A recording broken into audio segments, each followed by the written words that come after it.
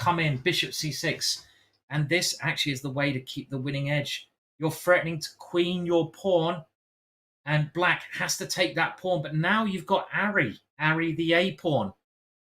And I think you could just push it. Just push the A pawn.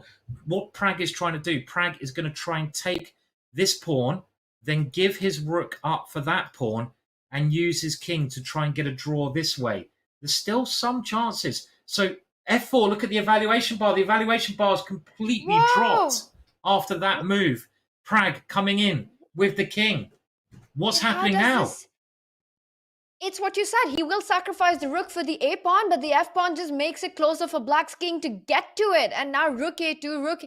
Has this just slipped out of Fabi's hand in one move?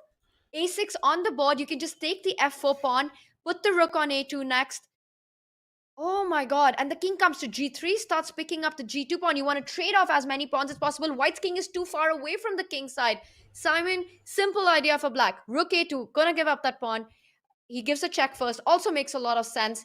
Pick up king F4, put that king on G3, start advancing your own pawns and get rid of all the kingside pawns. I reckon Pragg has some chances here. Am I allowed to think that? Because he's going to gain a tempo now because you can't push the pawn. The white king has to come back.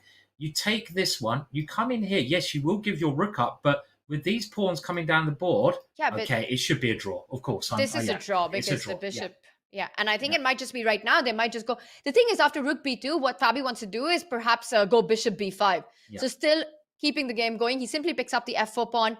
What a save by Pragg. Unbelievable. And now rook takes a6, the simplest way to draw. And the point is, we talked about having the wrong color rook's pawn. That's another issue. But what black... The reason black is drawing the black king so near white's remaining pawns, the white king is so far away from the action, so black can now just start munching these pawns off, and it is a draw. That was just one move in it. It wasn't actually as easy as I thought. I thought Fabiano was winning quite simply, but in actual fact, Tanya, the win wasn't easy there.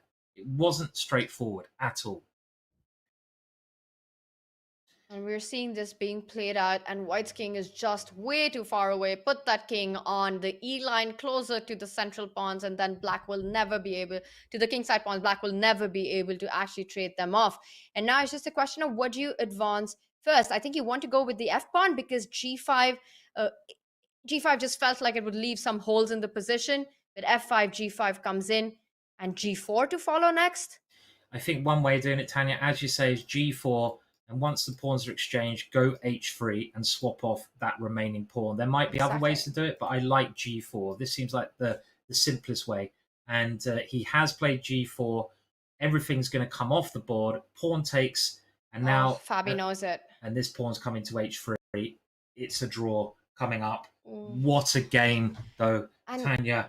I mean, Fabi's going to be kicking himself there. And Simon, there we have it. Just kings and bishops on the board, handshakes. Huge save by Pragg.